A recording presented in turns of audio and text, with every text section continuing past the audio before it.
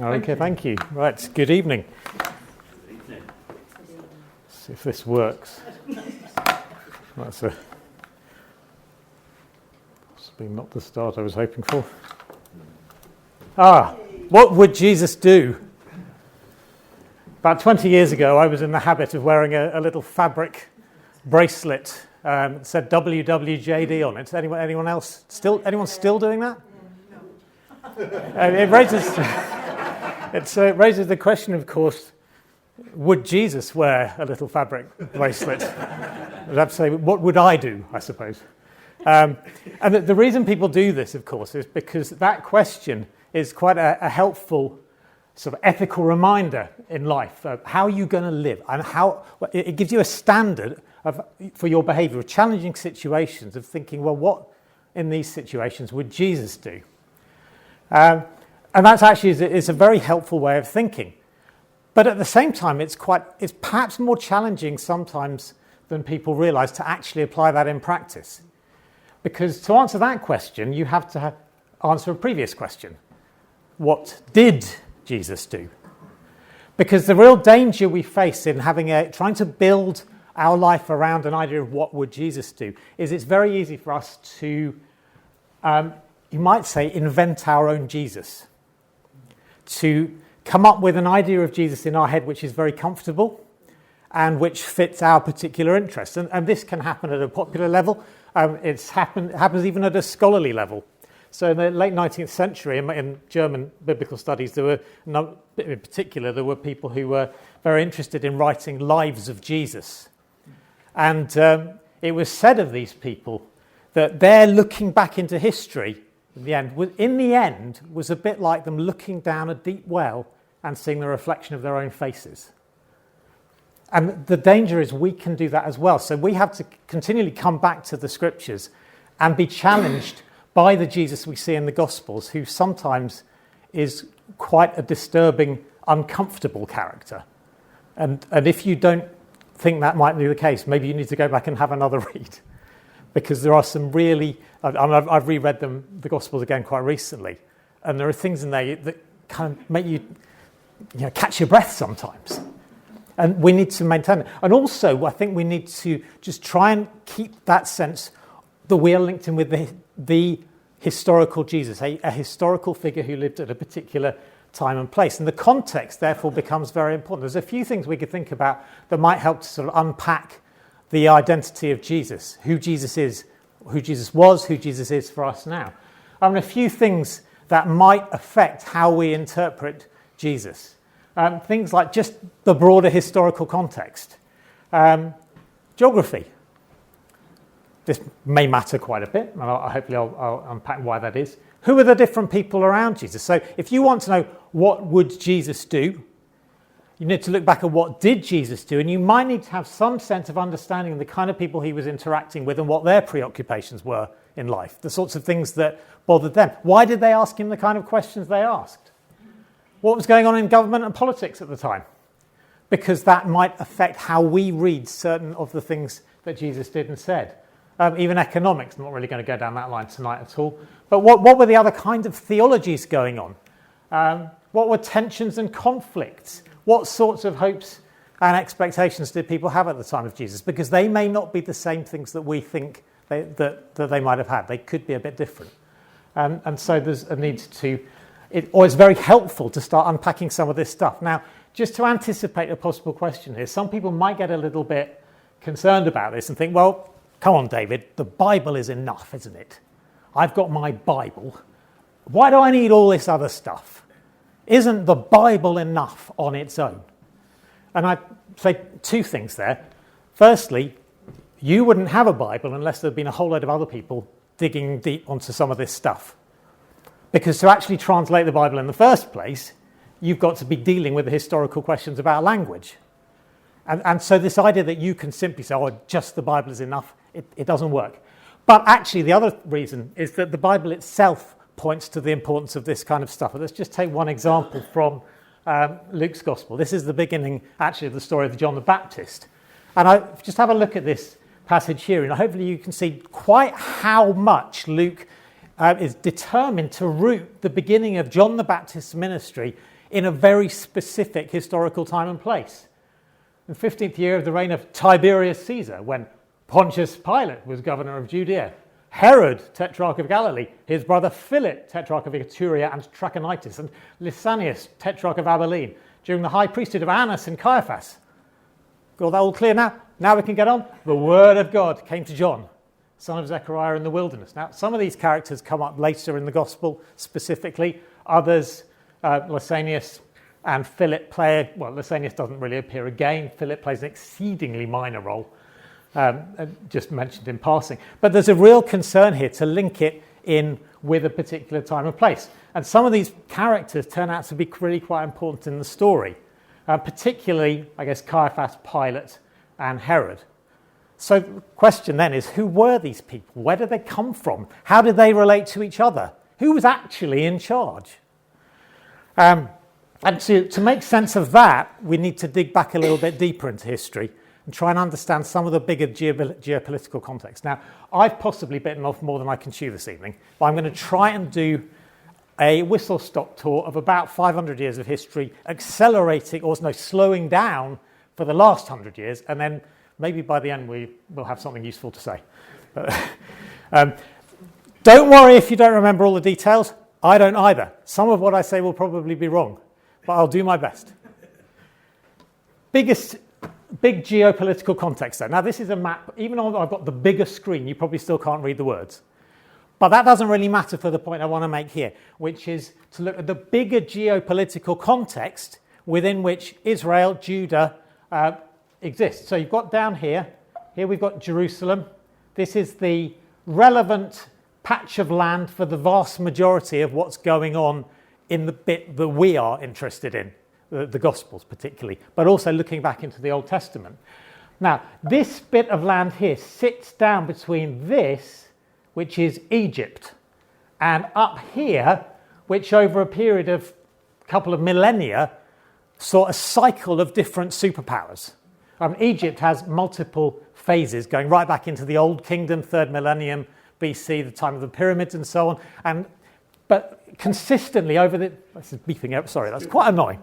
But over a long period of time, this is a real consistent power base. It ebbs and flows. It has more powerful bits and less powerful bits.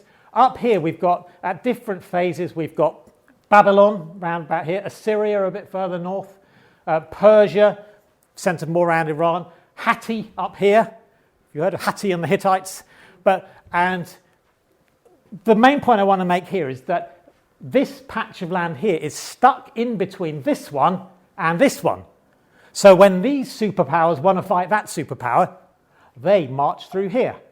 When this superpower wants to fight these ones, they march through here. And this little patch of land is therefore highly contested. And that's the same in antiquity as actually has been more through into modernity as well. And that's really is a key context for what's going on right back into the Old Testament, the sense that it's a critical patch of land that is caught between other very, very powerful bits of land. And that actually applies in the period that we're looking at as well. So just looking back through some of the history concerned, this will be rather high speed, I'm afraid. In the Old Testament, we get the description of how first Israel in 722 BC were taken into exile by the Assyrians, and then Judah taken into exile in 586, 587 BC by the Babylonians. And then hopefully you're familiar with the idea that round about 538 BC, we get a group of Judahites returning from exile and trying to re-establish themselves in the land of Judah. Rebuilding the walls with Nehemiah. So here we're still in sort of familiar territory, maybe mid-5th century BC, about 444 BC, something like that. But now we're starting to get out already of the familiar territory of the Old Testament. This stuff kind of is alluded to in the book of Daniel, as in a kind of prophetic mode. But in the mid-4th century, Alexander the Great becomes top leader, you might say. He's a Macedonian king, very, very effective military leader. His tutor was the philosopher Aristotle, which gives you certain advantages in life as well. So his father was the king of Macedonia. His tutor is Aristotle, and he does rather well. So by the age of about 32 or 33, he's basically conquered the entire known world. He's got as far east as Afghanistan, and he's established this enormous empire. But then he dies in his early 30s. And at this point, he has not although he's established this enormous sphere of influence for Greek culture, essentially, he hasn't established a good succession plan. And so what's left behind gets carved up between four of his generals. The ones who are relevant to us are one called Ptolemy, who ends up in Egypt, and one called Seleucus, who ends up in what's kind of now Syria. And so once again, we've got the dynamic at work that I've already talked about, how the land of Israel, whatever we're going to call it, it wasn't necessarily called Israel politically at that point, that is caught between Egypt with the Ptolemies and the Seleucids again. This dynamic that goes right back into the Old Testament is playing out again. 3rd century BC, the area that we'd call Israel now is all really under Ptolemaic authority. It's kind of being largely controlled from Egypt. That's the power base that's important there. But as you get to the end of the 3rd century, that starts to shift, and the power to the north starts to become a bit more powerful, and you get some rather important characters coming there. The Seleucid king, Antiochus III, manages to take, well, I've called it Palestine there, but please don't take any particular significance to that. It is really difficult historically to know what to call that patch of land, because it wasn't called Palestine then. That is anachronistic. But for that patch at that time in history, calling it Israel would be anachronistic, because that was not a political entity then. But please don't read too much into the wording there.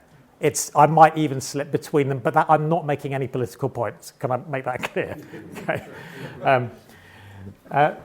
So that patch of land gets taken at this point, and then you get some serious problems, because under the next Seleucid, he decides he's going to start making life very, very difficult for the Jewish people. And so we end up with sacrilege in the temple, and Jewish people basically being forced to abandon their historic beliefs, their religious practices, and so on. And this results in the so-called Maccabean revolt in 167. Excuse me. Sorry, I lost. Let's just pull that back again. Lost it again. Sorry. Anyway, we've got the Maccabean revolt kicks in at this point. The joys of PowerPoint, eh? So this is where we're at about this point. So this is now at about 200 BC. This bit here shows how much the Seleucid Empire has expanded, really taking on what used to be the Syrian-Persian Empire. Down here you've got the Ptolemies. Stuck here in the middle, as always, you've got Israel. They then kick back, and we get the Maccabean rebellion in about 167 to 164 BC, and where they start to push right back against this. And at this point, for the first time for quite a while, it starts to establish its own independent existence as a separate political entity. And so we get what's then called a period of Hasmonean rule, which I'll come back to in the first part of second part of the 2nd century BC. And I'm just going to jump ahead a little bit there, because then we get through a little bit further down the line, we get to Herod. Now, how do you get from this to this? This is what I just want to spend a little bit of time unpacking now. And this is where I'm slight trepidation, because this is complicated history here, and you may very well regret coming to this evening. But I'm going to do my best, because I think it's in some ways interesting and important. I want to try and show you how we get from here to here, and what the possible implications of that are. I think it's really, really interesting history, but it is quite confusing, partly because it seems that particularly the royal families at this point, liked reusing names. So you get the same name again and again and again. And you have to, it can get absolutely bewildering. But we'll do our best. So that's where we were at the beginning of this period that I want to unpack a bit now. So we've got Seleucids, Ptolemies. A couple of hundred years later, it now looks like this. Roman, that's the area under Roman control. The Parthians are now the new kid on the block in the east. How many people have heard of the Parthians, Stanley? Yeah. I mean, it's funny. They're really, really significant, but they don't appear in the Bible, and actually, they just don't come up on people's radar. They are important for the story I want to tell you a bit now. We'll ignore Armenian Kingdom for the time being as well. So what I want to do is just unpack a little bit of a genealogy. I spent too long building this PowerPoint slide, so please indulge me on it. I've done my very best. I'm going to go right back into the depths of the Maccabean rebellion, though, but when this all starts off, with the family of Mattathias. Now, Mattathias is a priest from a place called Modin, and this all kicks off when the Seleucids come along and try and force people in this place to behave in a way which is sacrilegious. Mattathias is not impressed, and then another of his fellow countrymen comes and does what the Seleucids are telling them to do. Mattathias kills him. And then they run off out of the town with his sons. Loads of other people gather to them out in the wilderness, and they establish a really effective rebellion. So we've got these characters here who become important in various ways. Now, Judas Maccabeus, some people think that means Judah the Hammer. He's the one who is obviously the most military of the sons, and so he's the one who becomes the main general in the rebellion. And Eleazar, well, he's a man's man, I should tell you, but in the book of 1 Maccabees, it tells you how he dies. He attacked a war elephant single-handed. He saw this war, because the Seleucids, of course, had war elephants. You knew this? Okay. So Eleazar says he's a particularly impressive war elephant, which is dressed in royal armour. So he thinks that must be the one with the king in it. And so he fights his way through to it, killing people left, right, and centre, gets to the elephant. And this, I think, is where he makes a tactical error. He gets under the elephant and stabs it. This is not a good thing to do. So goodbye, Eleazar, but he manages to kill it, but it turns out it wasn't the king anyway, so all a little bit of a waste. But they managed to establish essentially the beginnings of a new dynasty. And HP here is not HP source, this is high priest. So first of all, I have a misprint there.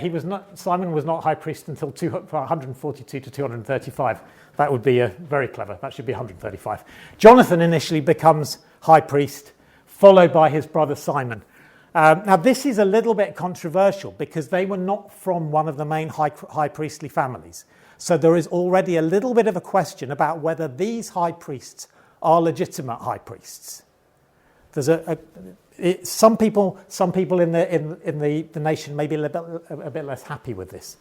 Now, a dynasty is essentially developed there. So from Simon, who's high priest from 142 to, that should say 135, his son, John Hyrcanus, follows him as high priest and ruler for the next part of the end of the 2nd century BC, and is very effective. He manages to expand the boundaries of the country. One rather important thing he does is just south of Judea, there is an area called Idumea, and you might have heard of Edom from the Old Testament. There's a kind of a link there. One thing Hyrcanus does is he conquers Idumea and seems to forcibly brought about the forcible conversion of the Idumeans, according to some accounts of this.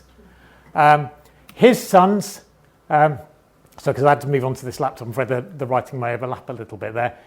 We've got his two sons, Aristobulus and Alexander Jannaeus. Now, there's another important development here in that they decide to start calling themselves not just high priest, but king.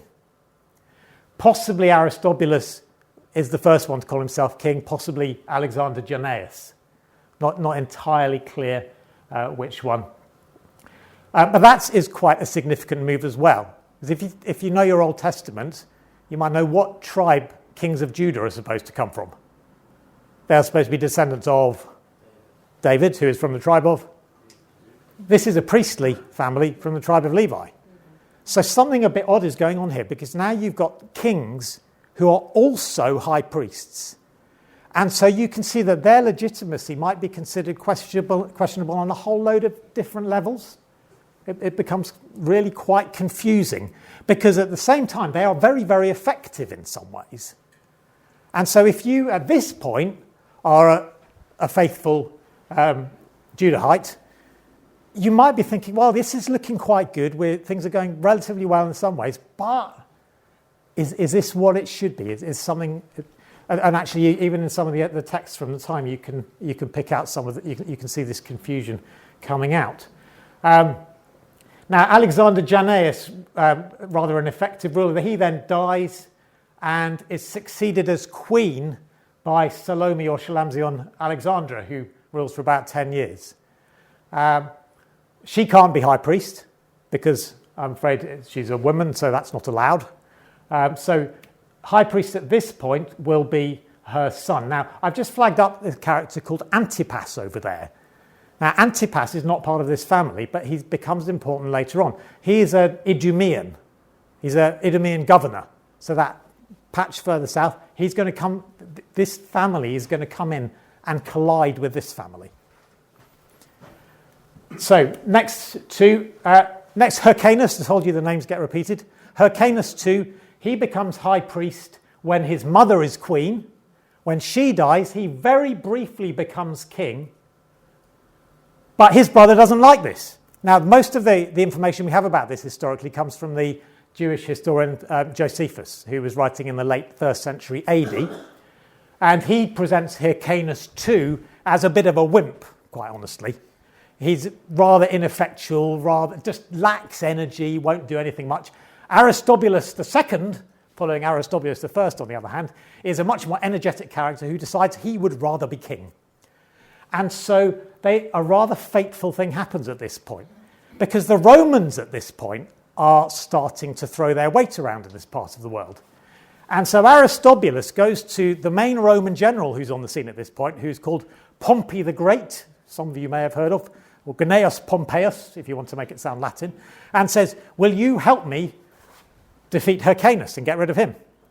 And Hyrcanus, meanwhile, then comes in with a counter-offer, and it becomes this big debate of who is Pompey going to support?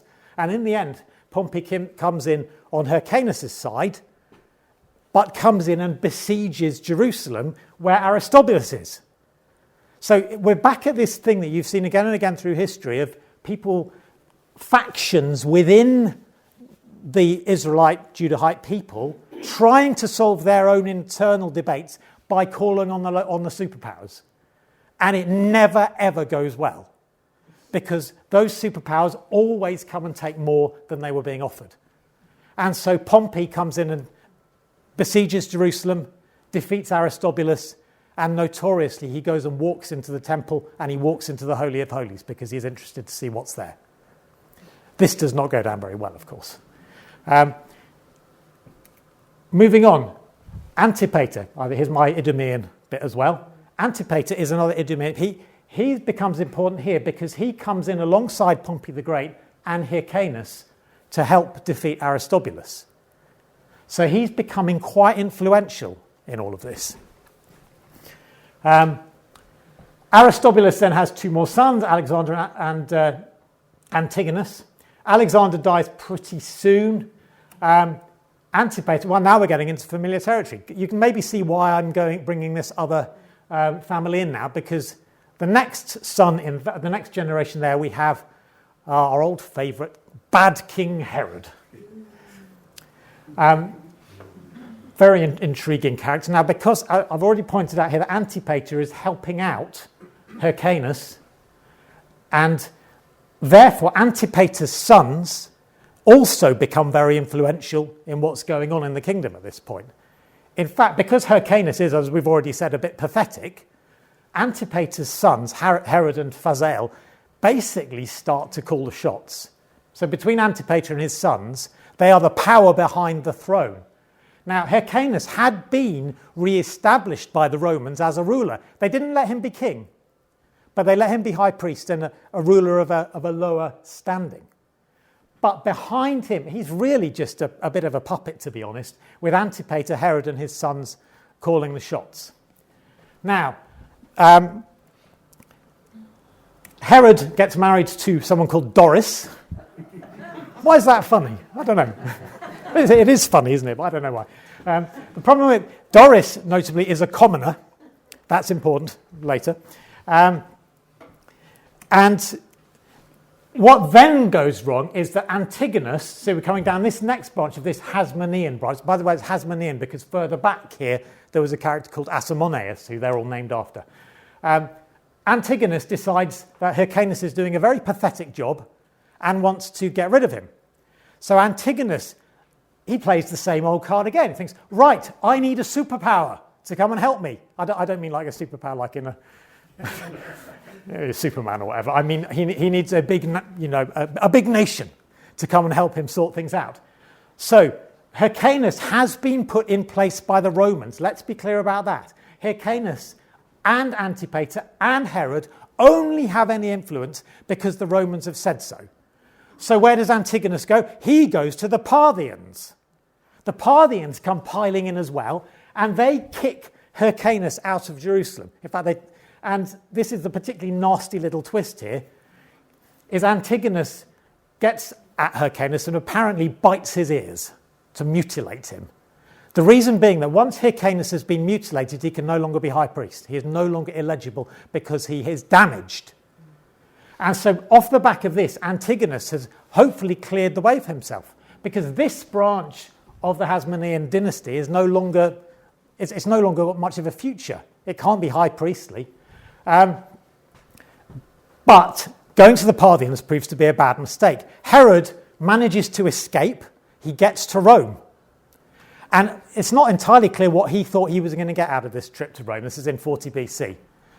But it turns out he's already made friends with some powerful people there.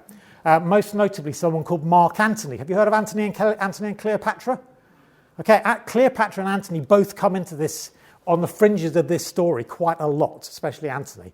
And there's a very complicated relationship between Herod and Cleopatra, which is kind of quite intriguing.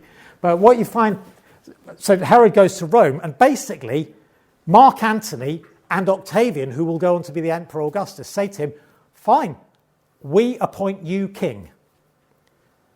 Now, can you see what a big jump this is? Because this is the royal family. This is a bunch basically of Idumeans who've come in from a completely different, commoner level. And now he's been told the Romans have got his back. So he ends up going back and managing to displace Antigonus in 37. So his rule really starts at that point. Right, where are we up to? I would say, have you got any questions? But I think that would be a very bad idea. Maybe later. Okay. So, moving on from this, Hyrcanus has had a daughter, Alexandra. She marries Alexander. Now, you might notice this is a relatively close relationship here. This is cousin marriage. This is another reason these dynasties are very complicated. There's a lot of cousin marriage going on in them. Okay. Two children have come out of this. One is called Mariamne and one called Jonathan Aristobulus. Aristobulus again. Hey, they like the name Aristobulus. Let's get good use of it. And what happens here, one rather interesting thing, is that Herod ends up marrying Mariamne. Apparently, according to Josephus, he was completely besotted with her. She was very, very beautiful. And one of the reasons she was attractive to him was that she was a princess, unlike plain old Doris. So Doris and Antipater get sent away, not actually divorced, I don't think, but Herod hooks up, gets married to Mariamne. Jonathan Aristobulus, however, is a threat because he is a legitimate Hasmonean who will be a good high priest. And in fact, Herod appoints him as high priest. But the people seem to love Jonathan Aristobulus so much that Herod gets a bit upset. And here's another one of these rather ugly little stories. They go to the royal palace in Jericho, and it's not quite clear how much Herod is manipulating this, but somehow Jonathan Aristobulus, this young high priest, he's about 17, he goes swimming in the pool with some of the other young men. And somehow he gets held underwater and drowns. Funny that. So, one possible rival has been removed, but there's also a dangerous precedent that has been set.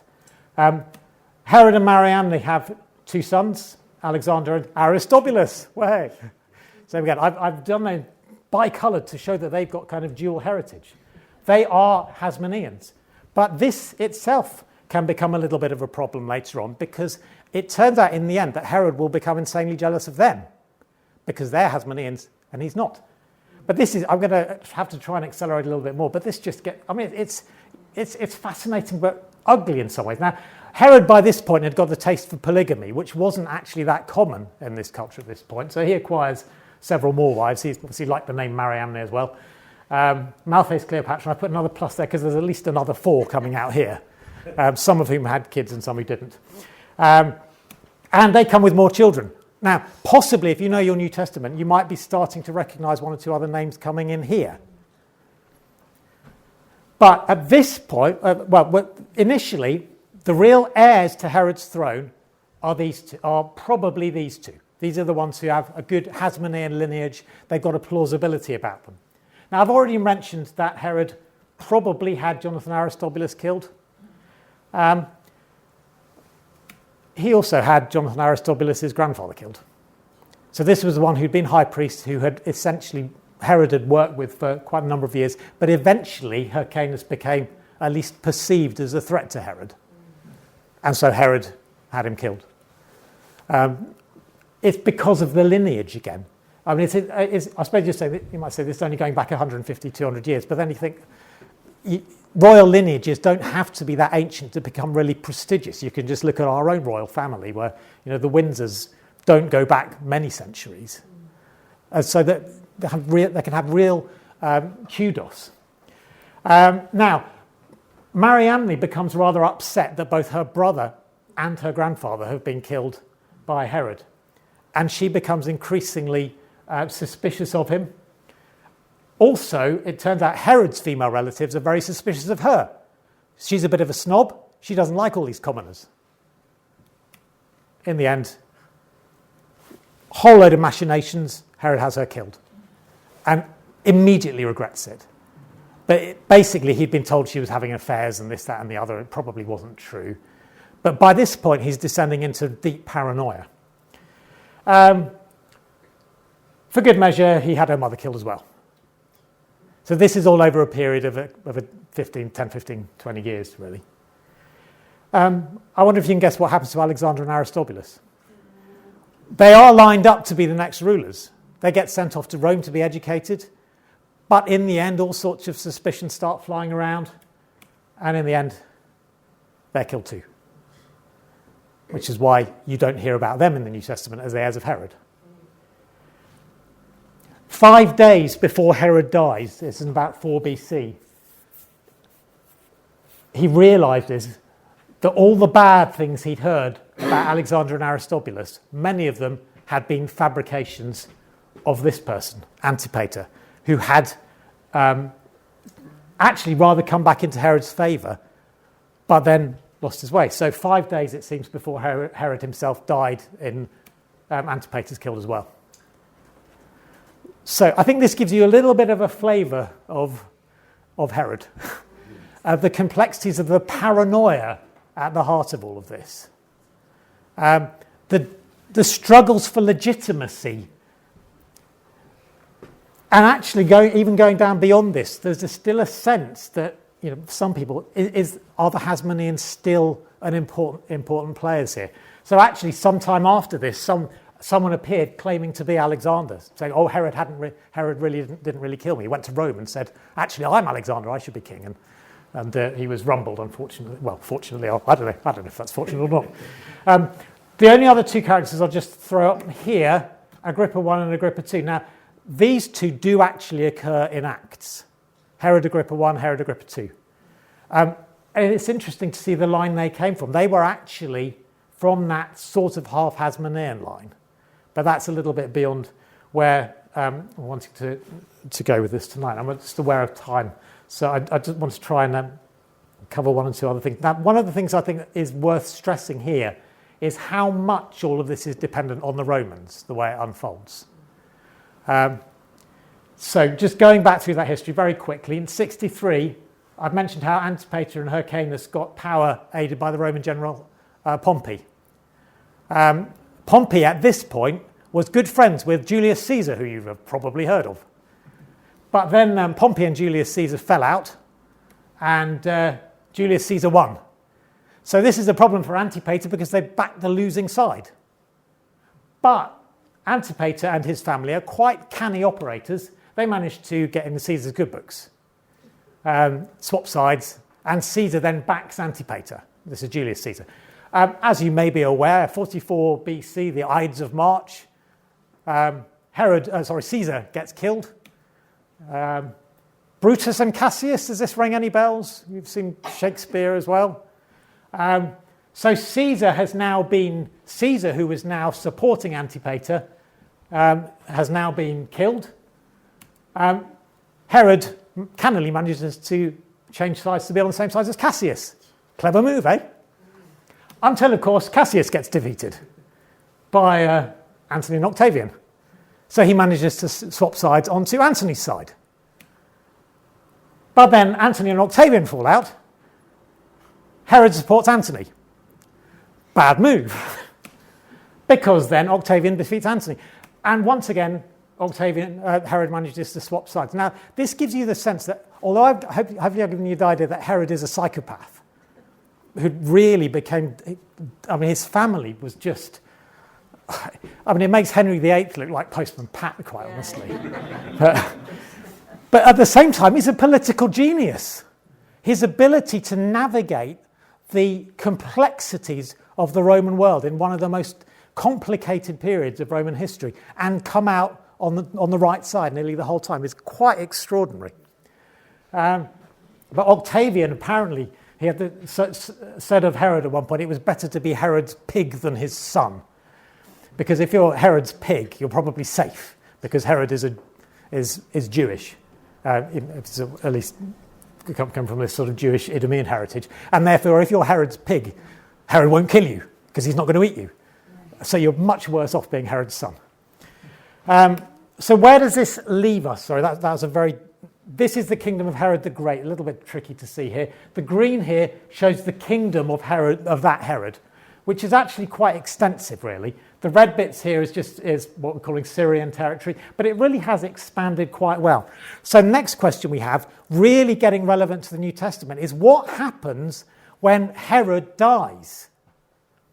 So he dies in about 4 BC, thereabouts, and he's left this complicated situation where the obvious heirs have all been killed by him. Okay, Alexander's gone, Aristobulus has gone, Antipater's gone. What's going to happen? So the two main candidates at this point are Archelaus and Antipas. Antipas, another name repeated, sorry. But these two are sons of his wife called Malthace, who's a Samaritan.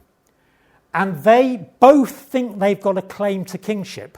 So they both go to Rome. Let's note that again. They have to go to Rome to get this checked out. And basically say to the Romans, it should be me, I should be king. And in the end, what happens is the Romans are really not terribly convinced that either of them are going to do a terribly good job. And so they don't make either of them king. They carve things up. And sorry, it's a little bit blurred again. But this gives you some sense of what's going on right at the beginning of the of the Gospels, the New Testament.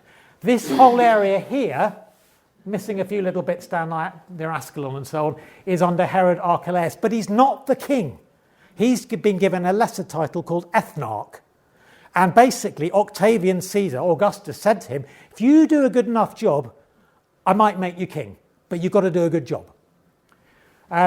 Antipas, Herod Antipas, gets this bit, and crucially for our story, gets Galilee.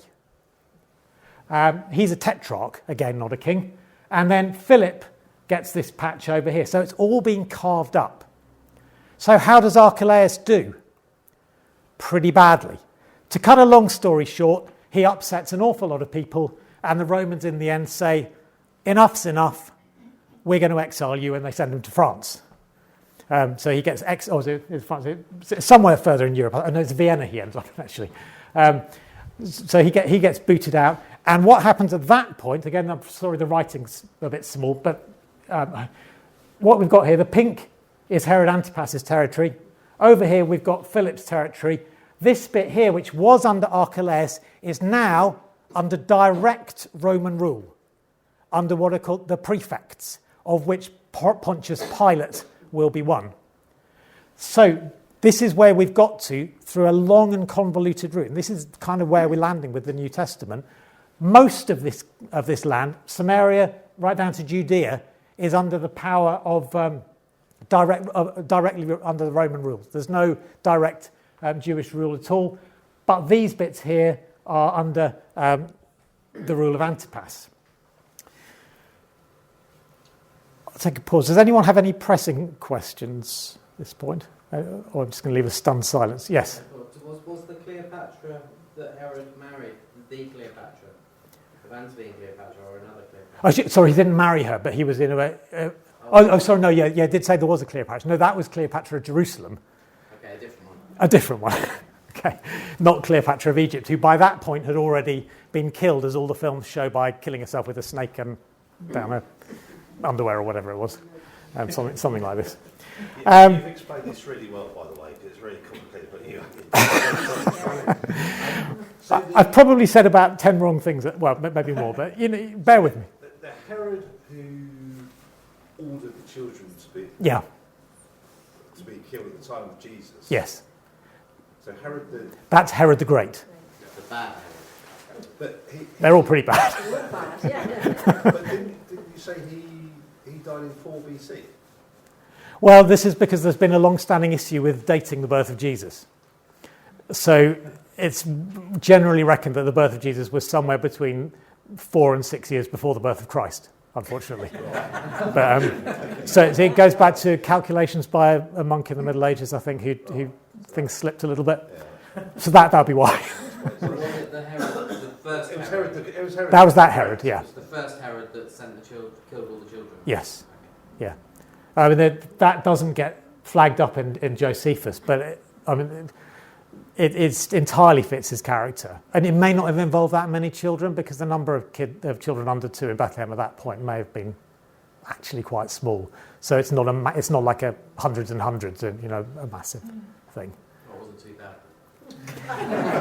I'm saying it not in that sense, but in the sense of in the sense more of why it doesn't come up elsewhere in the historical record, but not to diminish the extreme pain, and of course that meant that they ended up taking some time out in Egypt. So this is now very, very complicated period of time. Now I'm aware are people going to be upset if I run beyond 8:30 a little bit? Oh, we've got another question. You want the question? Oh yeah, it was answered. Okay. Okay, I'm happy to roll on, but if anyone does urgently need to leave at 8:30, then I'll only be slightly offended. Okay. A few things that have now made this rather complicated. Okay, Herod is a complicated character, of course. If you are a Jewish person at this time, what do you think of Herod? Is he legitimate? And his family? So he has displaced the Hasmoneans, who were probably seen by many people as more legitimate, because they've got this wonderful heritage going back to Mattathias and Judas Maccabeus and so on, and a series of high priests. And Herod doesn't have that. On the other hand, Herod has done this extraordinary building program. Now, not just in Jerusalem. I mean, he built a massive new port at Caesarea on the coast, massive building program all across the place. And there's questions as to how much financial pressure that put on the nation at the time, because he was obviously having to fund that. But the temple became pretty much one of the wonders of the ancient world, the biggest religious sanctuary in antiquity, pretty much. And so you might see how, for some people, this might complicate their view of him. That they say he's a monster, but he's done this. And it seems in most respects he did actually seem to take into account Jewish scruples about things like images. So his architecture in places like Caesarea was more open to pagan imagery and so on. But in Jerusalem, it seems he was actually fairly careful to be respectful. So this is really quite complicated, how you assess this. What are the possible responses to this kind of complexity? where you've got a series of high priests. Now, the Hasmonean high priests, were they legitimate? They weren't Zadokite high priests going right back to Zadok like in the Old Testament. Are they legitimate? Well, it turns out that there was some real disagreement about that. You've got a number of different possible responses to this. Now, the way we can sort of survey this is to look at some of what you might call parties or sects or groups in first century Judaism who kind of exemplify different responses to what I've described here. You would have heard of some of these. It's quite difficult to untangle all the details about these different groups. Let's start with the familiar one, maybe the most familiar one, which would be the Pharisees. So who were they? I mean, I think for many people, they tend to have this picture of them as just these kind of religious legalists who are trying to earn their way to heaven. And that really is probably a misrepresentation. They seem to start off as a bit of a political pressure group, going right back in the 2nd century BC. They were perhaps a kind of a reform movement. They didn't get on at all well with Alexander Jannaeus, but got on much better with Queen Salome, apparently. So they were actively involved in politics. And roughly speaking, it seems that they wanted to see the nation restored, and one way they wanted to do that was to encourage the people across the nation to adopt the standards of purity that normally you would just require for the temple. So it's trying to say, if we all live with the kind of level of purity that you would normally need just to go in the temple, maybe God will bless us. But there is a nationalistic concern here. It's not a simplistic concern about we want to go to heaven or something like this, and therefore we're going to keep some rules. It's a bit more holistic in the way they relate to things. So they're fairly pragmatic, it seems, on the whole. They're pretty happy to engage with Herod's temple and the high priests, whoever they are at that point. Those high priests were pretty much Roman appointees. So in Judea, the local rule is pretty much being done by the high priest, but the Romans are calling the shots. And one of the ways they did this was that they kept the high priest's robe.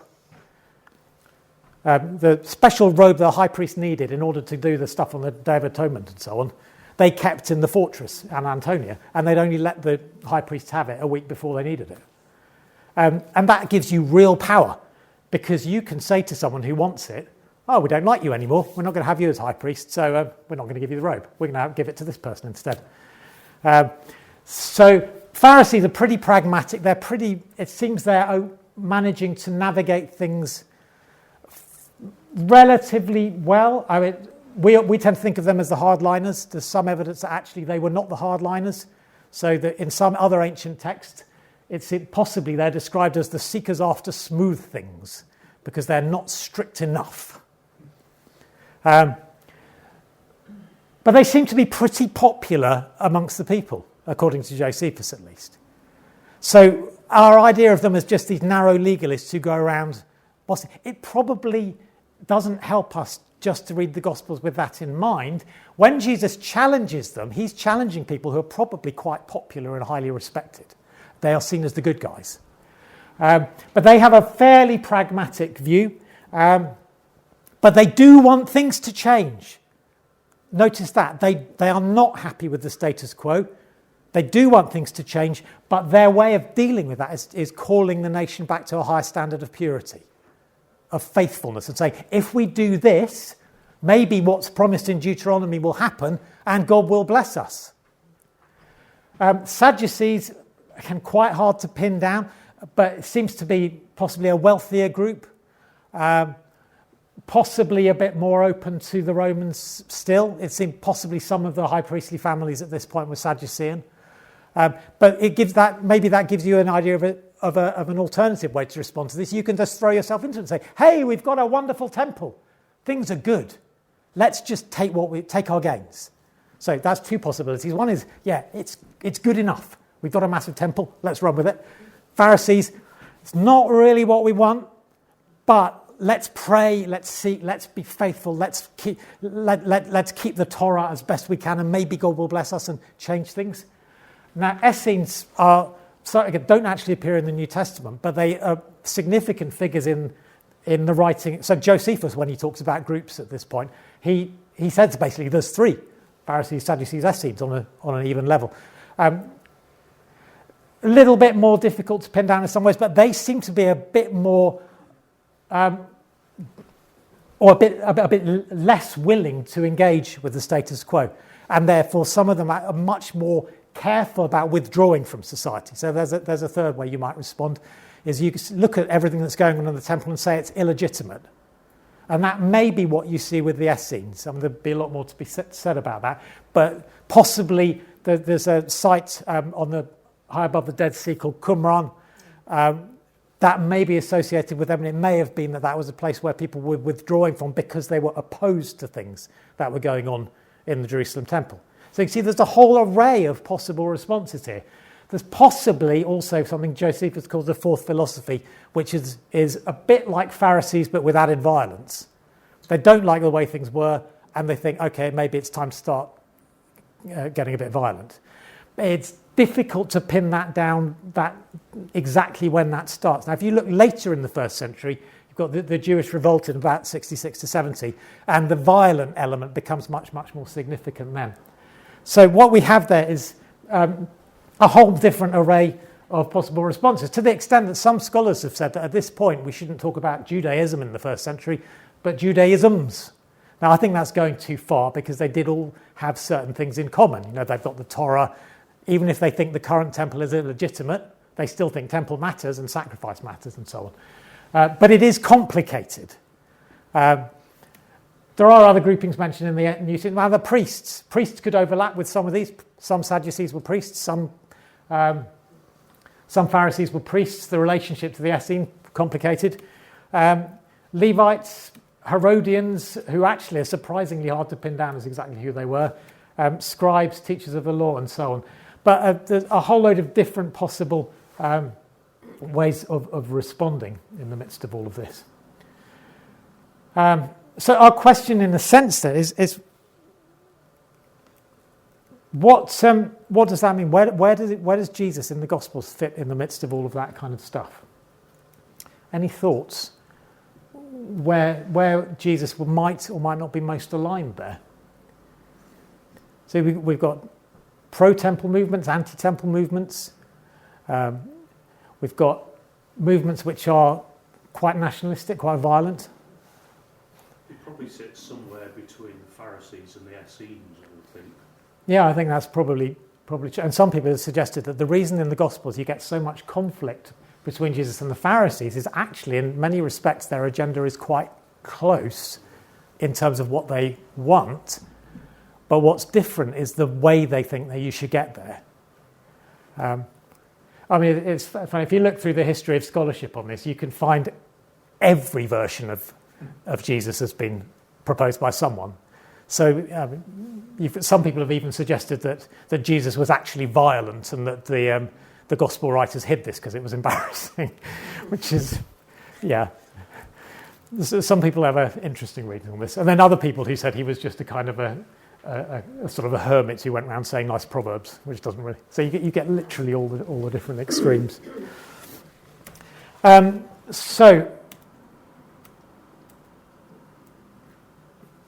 just pause for a moment. I have a feeling there was something I was going to say that has escaped me now. But what I might just do actually is, maybe as time is pressing, if we could just think about some specific texts in the light of what we've talked about, in the light of this tension we've got with the power, where the power is at this point. The power really does sit with the Romans, but they're sort of sitting at arm's length in some ways. Oh, that was what I was going to say, actually. There are some periods, particularly when you get later into the first century, there were some really, really traumatic events in this part of the world with the Jewish revolt. If you go back into the first century BC, see we've got at least 2 sieges of Jerusalem in the first century BC, as well as the one in the first century AD. So we've got the one in 63, and we've got the one at the time when we've got the battle against Antigonus. So this becomes one quite important question. How bad were things at the time of Jesus? Was Pilate a good ruler? Actually, things seemed generally quite calm at that point, relatively speaking. And that might be important for how we assess this. So if you look at the histories about Pilate, he does a few things that upset people a bit. There's a couple of occasions where he brings things into Jerusalem, like images that people don't like, and relatively quickly seems to back down. But there are no massive crises under Pilate. So it seems at this point things are relatively stable, relatively calm. So let's just think about a few things here. A few passages that some of this history might make some kind of difference to how you read them. I think the birth narratives are a really interesting one here. Particularly because of the way both of them, in different ways, root Jesus in as a Davidic figure. Think about how that plays out. So beginning of Matthew's Gospel. I mean, if you've got a Bible to hand, I guess if you're not familiar with that, you just pull that up. I'm not going to read it in full. But beginning of Matthew's Gospel, you've got that it starts with a genealogy. That very, very exciting passage that you maybe skip over. But it's really, really significant that it's there because it roots Jesus in a kingly, royal, Davidic genealogy right at the beginning of the Gospel. Now, if you think about what that looks like in the political situation we've just been talking about, that's quite dangerous. That's quite subversive. Because at this point, well, there isn't actually a king of Israel at all. There are some pretenders to the throne. You've got Antipas, who's a tetrarch, who would really, really like to be king. And actually, Herod Agrippa does end up being called king.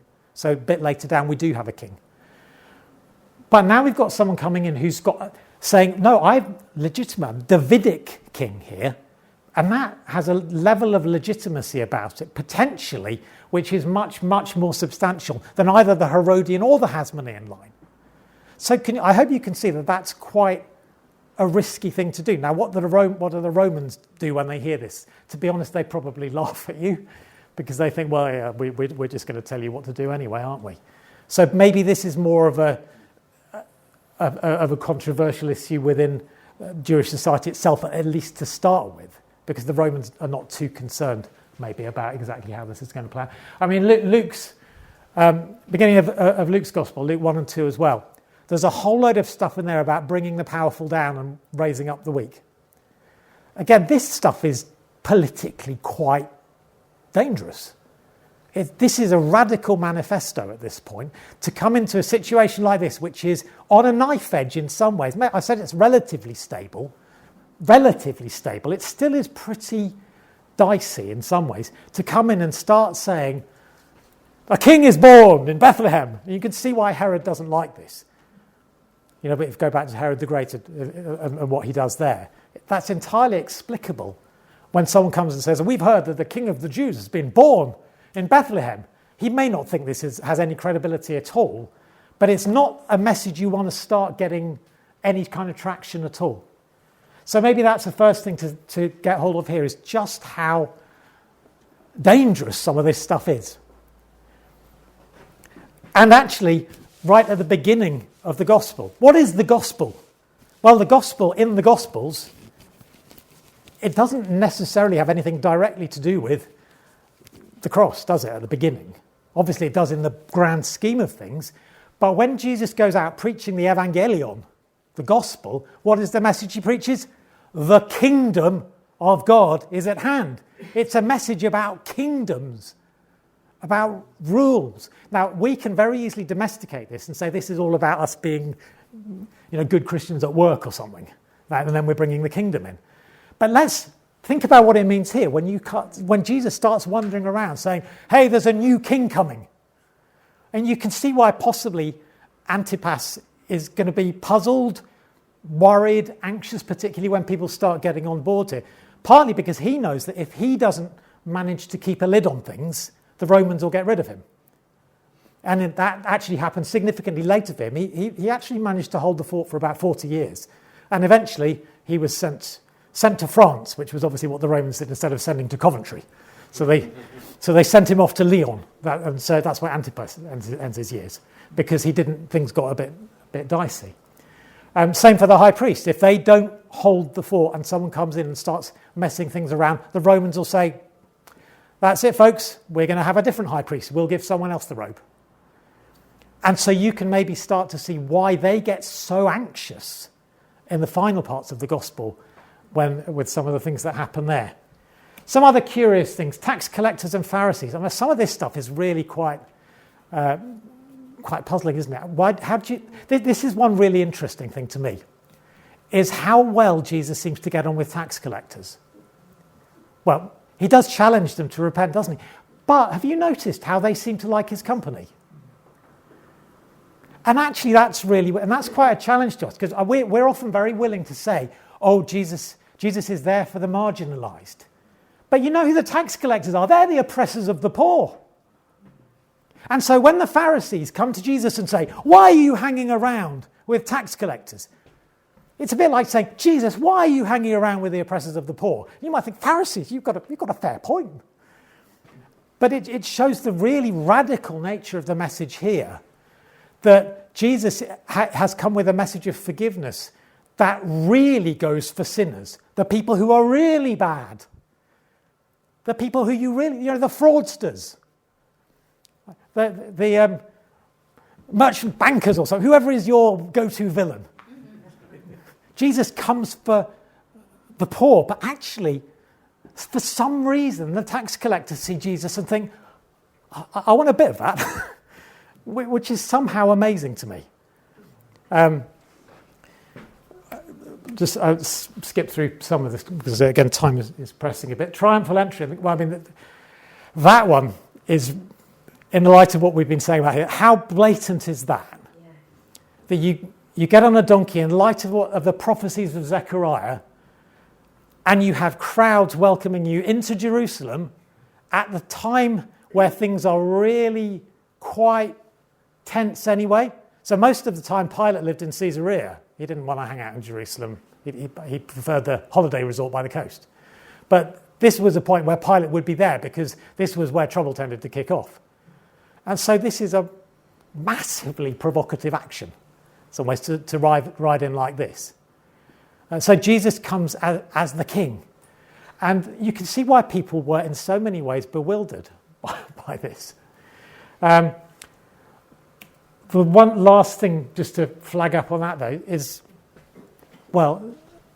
Jesus the Messiah? What does that mean? What is a Messiah anyway?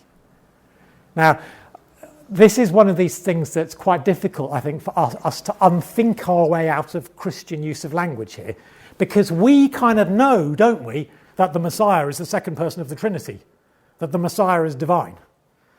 But what they were looking for a Messiah here, when people said, oh, the Messiah's coming, they probably had something a bit more immediate in terms of deliverance in mind.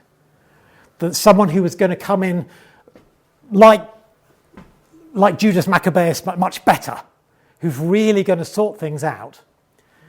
And so that you've got this realization halfway through Mark's gospel where he says to his disciples, who do people say I am? And Peter says, you are the Messiah. And it's a turning point of the gospel because you think, okay, what does this mean in the middle of all this political tension? What's that actually going to look like? Is Jesus now coming in to turn things around?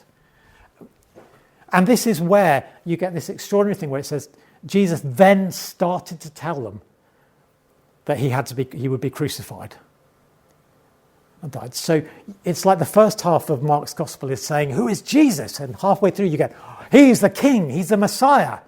And then you learn for the second half of Mark's gospel, well, what is a Messiah? And it's not what you thought. Because it turns out that Messiahship here and kingship, it really is the kingdom of God that's coming in here, which is transformative in a way that it just, I think, blew people's minds. It took a long time, in some cases, for them to really figure out, years afterwards, really figuring out what had just happened to them. When Jesus comes in and brings in a kind of kingship that heals the sick, a kind of kingship that doesn't just deal with the things that are immediately oppressing, but drives out evil powers. A kind of kingship that, in the end, is a kingship that defeats death.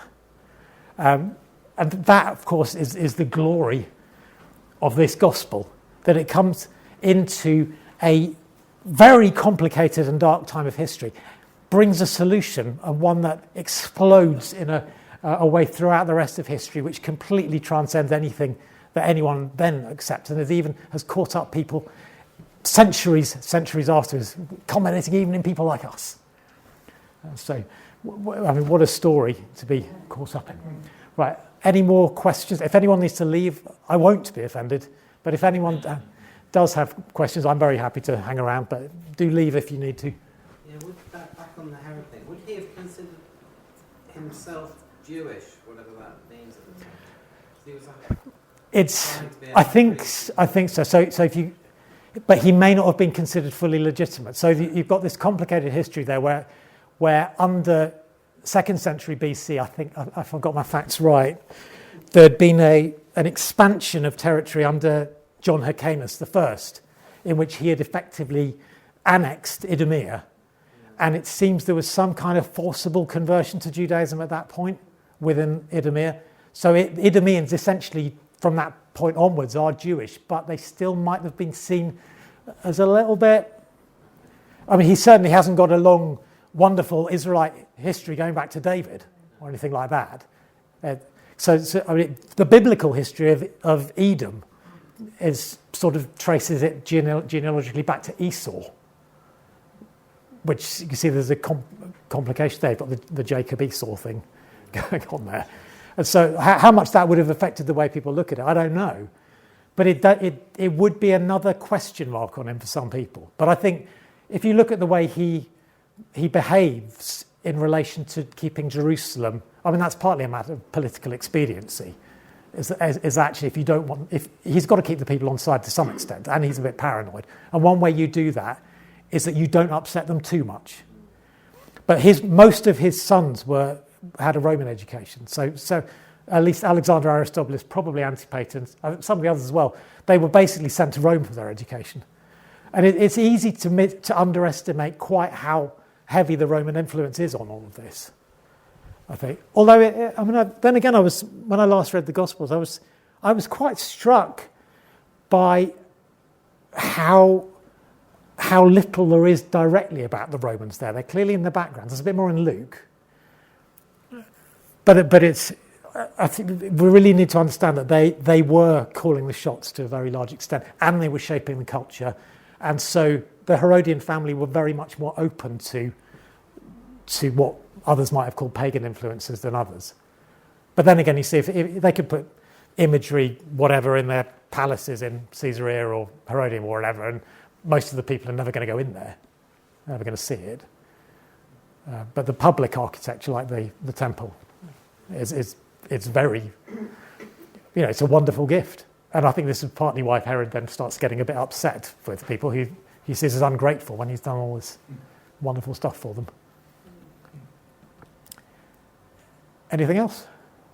It's really interesting what you said about the Pharisees, because I'd always kind of take that they were really opposed to Jesus. But I think you were saying that they had some things in common. So was that why they were they listening because they were kind of maybe seeing maybe we have got something? Well, they're clearly interested in him.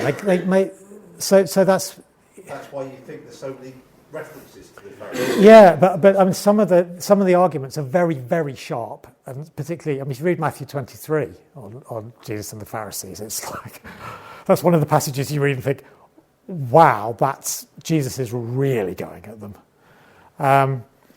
Part of the difficulty, I think, for us is it is our tendency to try and project later debates onto them. So the classic thing is some people have suggested that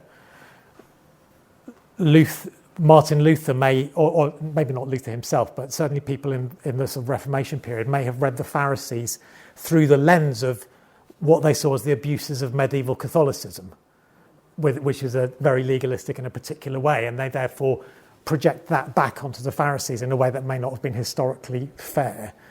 But I mean, Paul comes from a Pharisee background, so I mean, it seems the Pharisees, one of the key things for them is that they put a very high importance on what they call the tradition of the elders. So you've got the Torah, which is the law, but the problem is the Torah leaves quite a lot unsaid if you actually want to live it as a practical program for life, particularly because the Torah is shaped around, it's shaped around agrarian peasant life from centuries earlier. It tells you about harvesting your fields. But even by the first century, urban Jews, what does that mean to them? And so you get a whole set of regulations built around that to try and help them figure out how to transfer these texts into their life. And it seems that for the Pharisees, these other traditions, the traditions of the elders, or halakhic traditions, some people call some, there's another terminology there, these become almost as very, very important to them, absolutely crucial. And the Sadducees apparently didn't put anything like the same weight on those traditions. That's one of the key dividing points between them. I suppose it's more that sense that the overall agenda, maybe, of looking for the restoration of the transformation, the restoration of the people of God. Maybe that's where the meeting point is. To some extent, they want the same thing, but Jesus' solution to how you do that is completely different. It's so centered on him. So this is one of the striking things is that he's not gathering people around himself to tell them to do something else. He's saying to them, follow me. And so you can see how that, for a good Pharisee who's saying to people, no, you need to follow these regulations and then God will bless us. And then someone comes in and says, no, follow me. This is going to be that's going to be difficult for them, I think. Okay, anything else? It's quite a tiring stage of a Sunday evening, isn't it? So, yes. I think it's great what you've shared, and I think it's a good reminder to, when we read the Bible, that there's context in what we read. And especially certain passages in the Bible which are controversial, to understand the context is so important. Yeah, absolutely. And there's all sorts of tools and things that, resources to help with that. So I mean, even if you just get a study Bible, commentaries and so on, there are lots of ways these days. And one of the blessings of the internet is there is some good stuff on the internet. There's quite a lot of stuff that's completely bonkers as well. So you have to be a little bit discriminating. But Nick, did you have another? No, it's all right. Maybe we need to call it a day then. But thank you very much.